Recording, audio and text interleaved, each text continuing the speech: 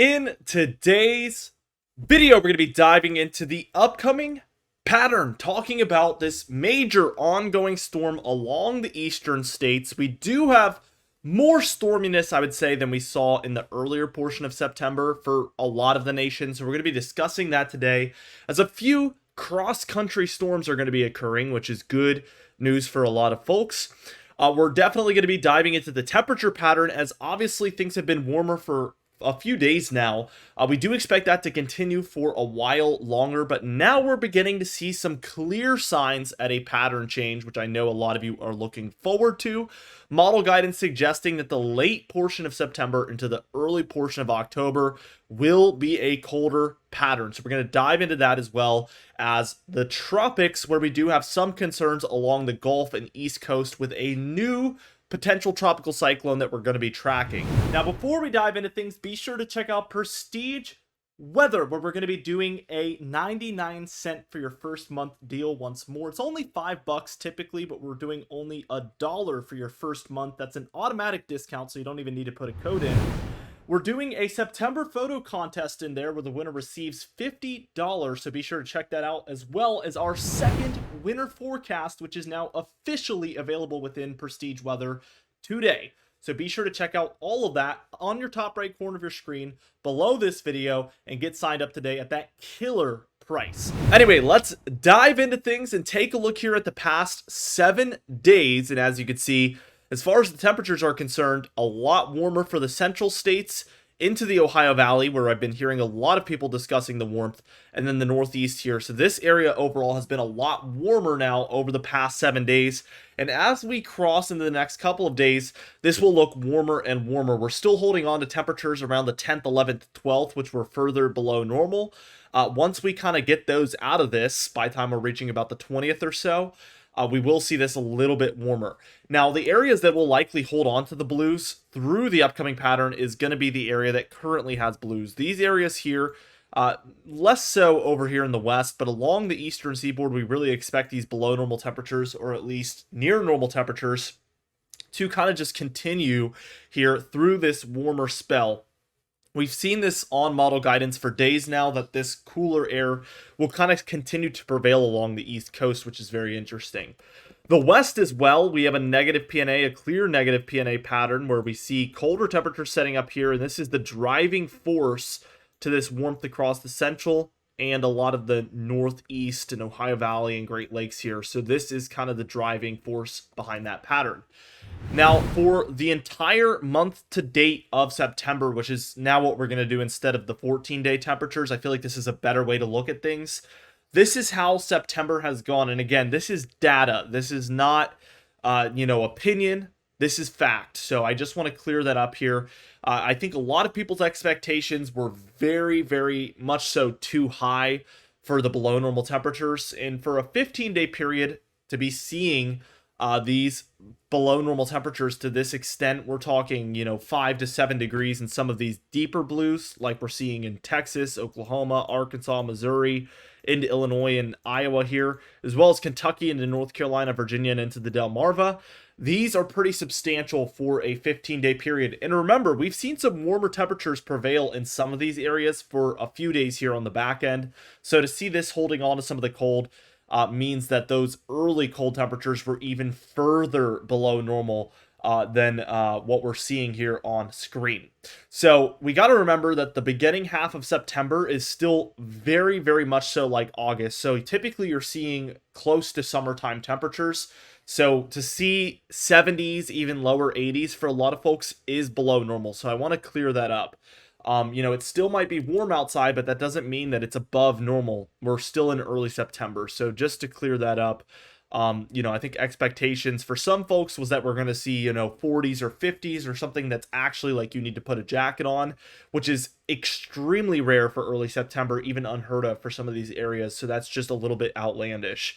But I do have some evidence here. This is the actual temperatures here, and what we're going to look at is these Arctic blasts. So you can see on the top right corner of your screen the actual dates that we're looking at here. So this is late October. Those dark reds are going to be your upper 80s into the 90s. Oranges are going to be your 70s.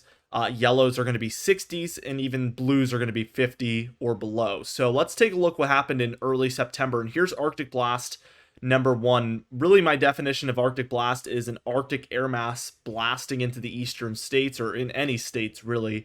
So here's the first, second, third. Look at these lows. We're talking 40s, even 30s for some of these areas in the northeast and into eastern Canada. This is for the second into the third here.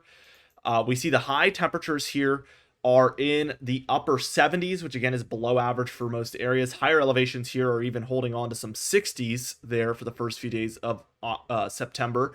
We see things kind of generally warm up, especially in the Ohio Valley and Midwest here in between these Arctic blasts. So this is when we're back into kind of the typical temperatures, like mid to upper 80s, maybe even 90s for some of those areas in the Central Plains.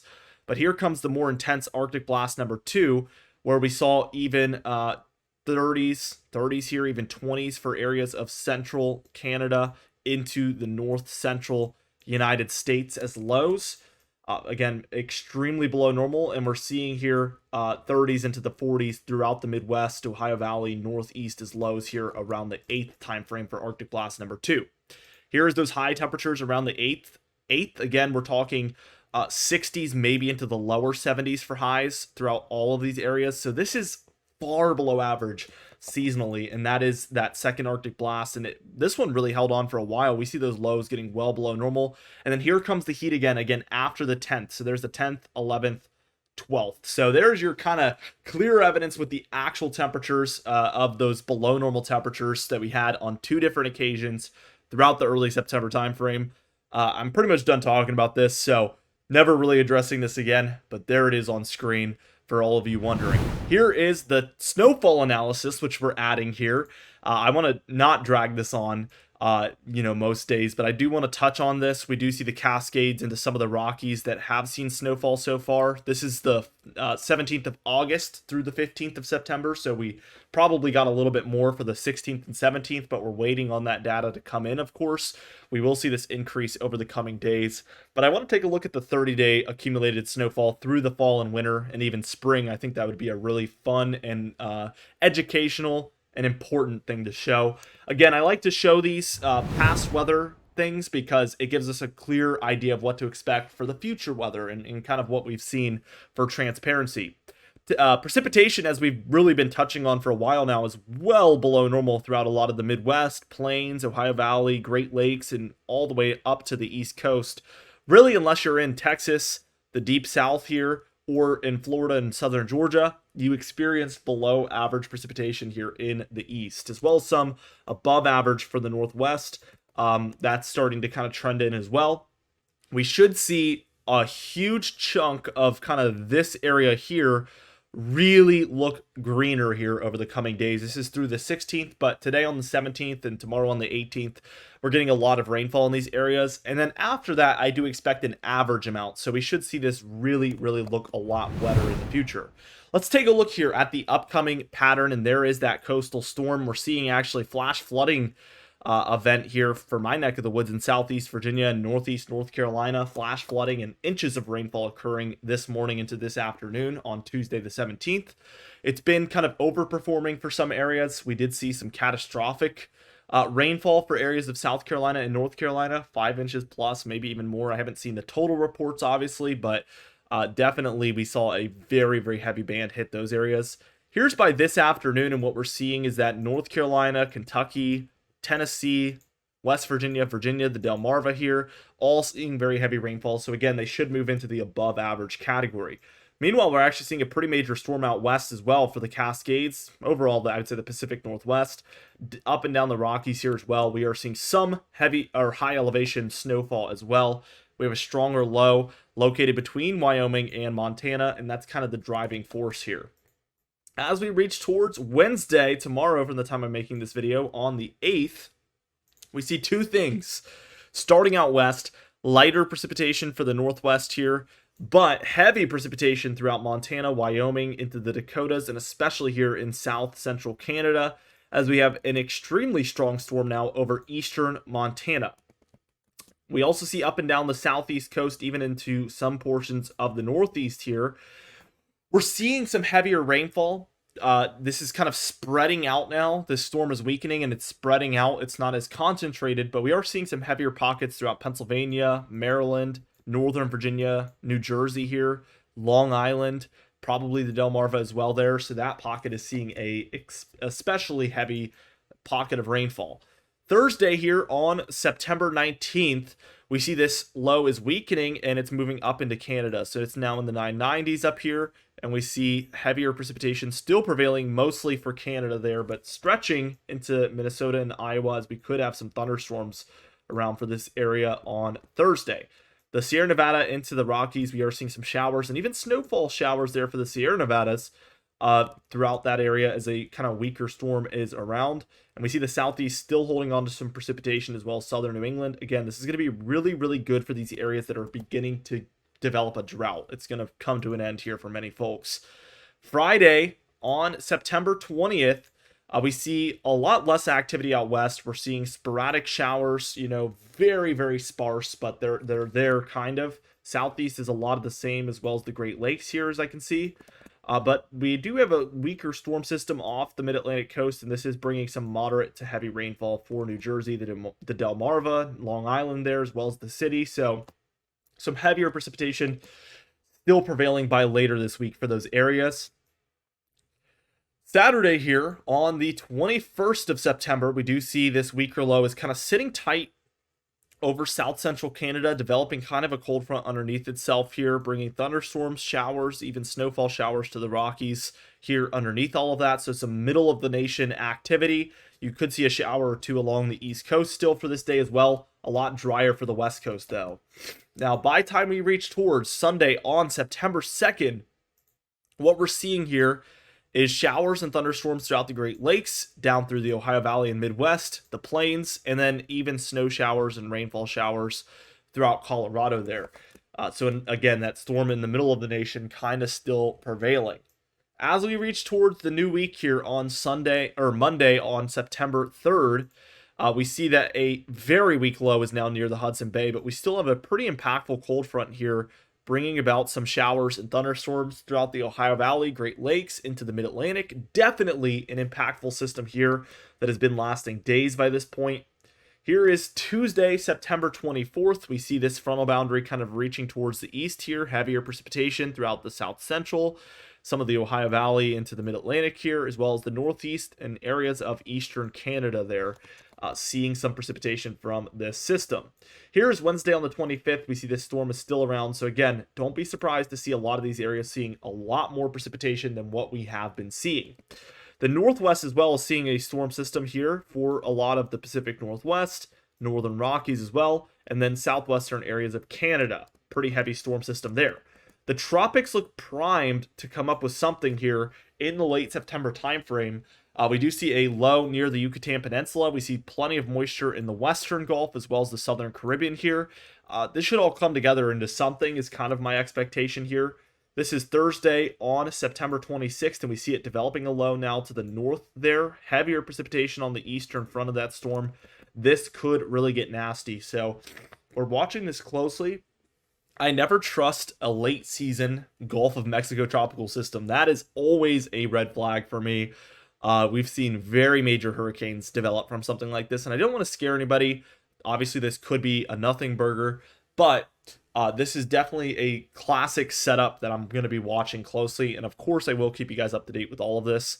We do see the west of Canada as well as the very far north, Pacific Northwest, seeing some heavy precipitation due to a stronger storm system there. We do have a strong low over central Canada, but it's not really bringing too many impacts to the United States. We do, however, have a lot of moisture still located in the east, so again, very good news for all of these folks. The total precipitation here, we see a lot here throughout the northwest into the northern Rockies, so that kind of corridor there. We see this kind of central storm here, bringing about some above average amounts for the Rockies into the Central Plains, into the Ohio Valley and Mid-Atlantic here. That corridor seems to do very nicely here. We also have the coastal storm bringing above average amounts near the immediate coast here. So a lot of things at play here. Below average for sure along the Gulf Coast, although if we do see a system move up, that will definitely change things. But the Caribbean and Gulf are seeing highly above average precipitation. So let's take a look at it on the anomalies. And sure enough, we see a lot of these kind of areas throughout the Rockies into portions of the Northwest in the above average category. Plains and Midwest as well. And then Mid-Atlantic up the East Coast here. This area is going to do really nicely. They've been very dry. Things look to be changing.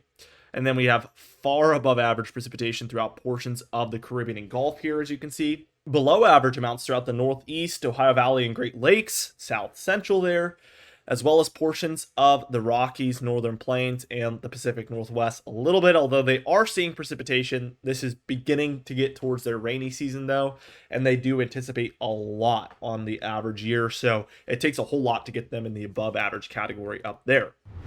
As we take a look at the total snowfall through the next 10 days, we do see that the Rockies and Sierra Nevada, and especially the Canadian Cascades and Canadian Rockies here, we're experiencing quite a bit of snowfall. We're beginning to see more and more day over day. So let's zoom in here a little bit. We see a few inches to maybe about 10 inches there for the Sierra Nevada, which for most areas would be a lot, but not for them. We do see that some of the Rockies here, especially northeastern Utah, as well as northwestern Wyoming near Yellowstone, seeing multiple inches up to 10, maybe a little bit more. And then the Colorado Rockies on this model run, we get 10 inches plus, maybe even a foot or two there, as we kind of see those turquoise colors in there. That is going to be indicative of 24 inches plus. So certainly a whole lot expected for some of these Rocky Mountains, and obviously we're only going to go up from here, so definitely very interesting. Here is the temperature pattern. Again, warmer is the trend. Warmer is the trend here. We're seeing kind of a second summer here, which obviously happens all the time. Keep in mind, like I said, cooler air should prevail near that southeast coast throughout this somehow. So we see this negative PNA typically would mean warmth from the central states all the way eastward, but we hold on to some of this cold for the east coast. Meanwhile, a very large surge of warmth throughout the central and some of kind of like the Ohio Valley, Great Lakes area is prevailing here. Highly above average. We're seeing 10, 15, 20 degrees above normal for some of these areas right now. As we keep going, though, we can see that things stay warmer for a while unless you're on the East Coast. Here is kind of the first sign of a cool down. We start to get cooler temperatures kind of in the area after the 20th, maybe 23rd, 24th, 25th here. And you might notice, look at this, warm along the West Coast. That is going to really help out. So be looking out for it. We saw that one cool down. This is the lows, which are a little bit warmer, but those highs are still creeping below average here for the 25th, with a large surge of warmth for the West, which is usually a tremendously great sign for cold in the East. Not seeing anything too major yet. This is pretty mild, but here comes a true Arctic blast. So this is going to be the 28th here. 29th into the 30th here, and then we get a kind of resurgence of it. Look at this. This is on towards October 1st into the 2nd. We have this raging positive PNA, which again helps out a whole lot, and that basically just forces an Arctic air mass straight into the eastern states. So the kind of like 23rd through the end of September looks decent for cold air. I don't think that it's going to be anything too major as of now, but we are beginning to see these signs for like the October 1st, 2nd, 3rd time frame to maybe be highly below normal. And that is very far out, so we're going to take this with a grain of salt, but this is the beginning signs. This is how we always see these start out, so very interesting. And as we take a look at a long range look, here's 5-day increments. This is the 18th through the 23rd. Again, exactly kind of what we've said here. Cold along the west, warm across a lot of the central and northeastern states here, and then cooler air really holding on somehow for this East Coast area. As we move on towards the 23rd through the 28th of September, we do get some decent cold trends looking to move into this area. But let's look at the 28th and beyond here. And look at that, deepening of that cold, 28th through the 3rd of October. We have a true cold air mass for all of these areas being indicated by this long-range model and our shorter range model guidance, which is a good sign when those both agree. And it's all thanks to this positive PNA out west. I've always said it, but that is the driving force for our pattern here in the United States. It plays such a massive role, and it's like clockwork. I mean, you see the west warm up, and boom, the cooldowns are on their way for the east. So it's always working like that, it seems like, especially over recent years. And that's why I love to use this teleconnection so much. Here's the 3rd through the 8th, and look, this model cools things down even further. Significant cold air for the south central Gulf states, Ohio Valley, mid-Atlantic, down through portions of the southeast especially, but really everywhere east of the plains is in the blue at least here, so pretty decent cool down here.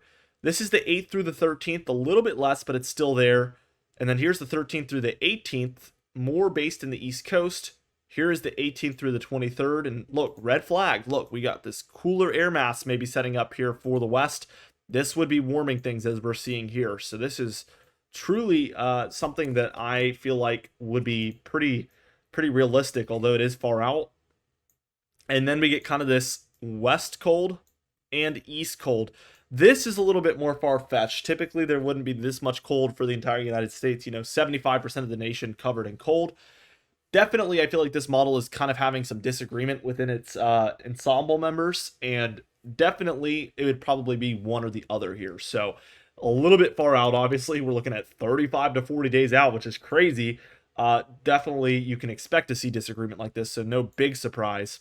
Although it does look like in the longer range, I say longer because it's already so long, this is the 27th through the 1st of November, this west kind of cools down, and we see the warmth really spreading into the east again, with, again, the East Coast trying to hold on to some of this cooler air. So very interesting. We kind of end up where we started.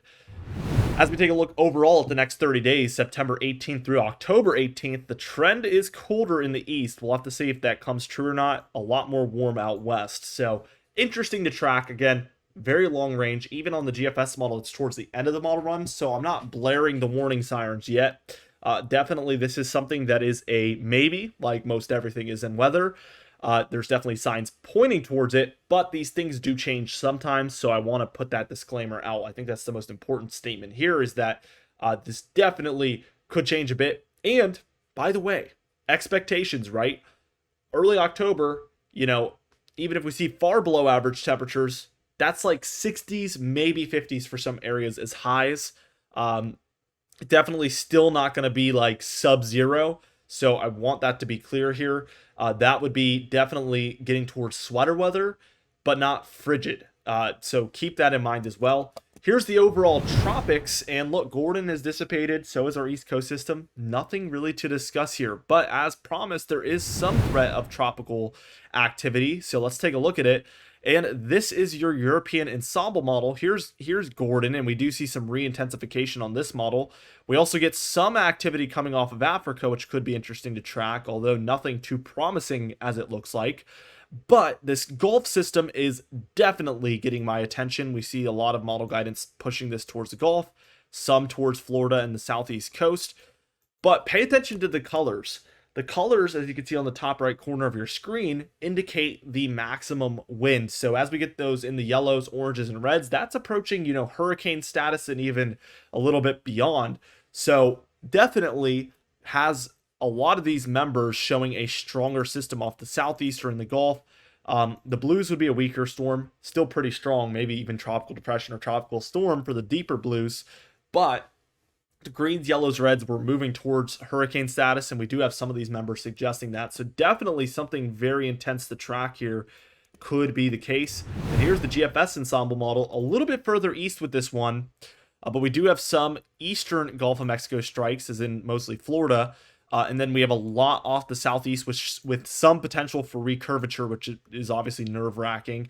But look at the colors. So many yellows, oranges, and reds, which is, shooting up this knot wind chart. I mean, we're looking at 60, 70, 80 knots at least on some of these. We're even seeing probably 90 on some of these. So very, very intense winds we're seeing some of these members put out. So the potential is sky high. We're going to have to track this closely, and likely we're going to be talking about this a lot here. This off of Africa system, we do see out to sea on this model, which would be great news.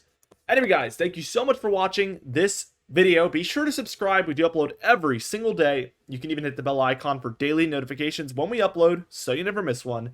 Be sure to like the video if you did enjoy it. Leave a comment down below, and I'll see you guys in the next video.